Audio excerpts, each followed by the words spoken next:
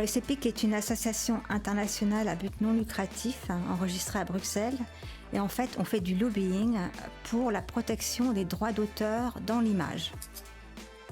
Les membres sont des agences de photos, donc aussi bien des agences de presse que des agences de stock, d'illustration, genre Shutterstock, par exemple Getty Images, ou alors des archives d'images comme Roger Violet, par exemple. Pour diverses raisons. La première, d'abord, c'est pour avoir une voix commune à Bruxelles, pour être représenté à Bruxelles comme industrie de l'image. C'est la première.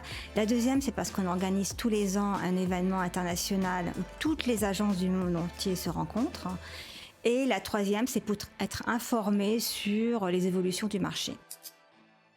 On a œuvré sur diverses directives, par exemple la directive des droits d'auteur, les droits voisins des éditeurs, dont on parle beaucoup dans la presse en France, parce qu'ils seront les premiers concernés. Donc ça, et puis ces temps-ci, l'intelligence artificielle. C'est un dossier compliqué parce qu'il y a l'input, on souhaiterait que le contenu soit rémunéré, ça c'est un sujet.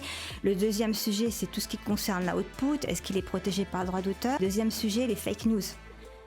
Comment pouvoir reconnaître une photo générée par l'intelligence artificielle d'une vraie photo, d'une photo authentique.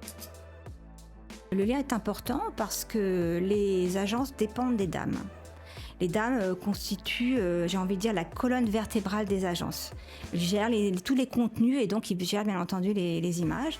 Et c'est pour cela qu'on travaille avec Activo depuis quelques années et que ça se passe très bien. Nous sommes représentés à leur événement, ils sont représentés à notre événement, ils sont représentés sur nos tables rondes et là, moi-même, cet après-midi, j'ai une conférence sur le sujet de l'intelligence artificielle. Bien, vous allez sur www.cepic.org.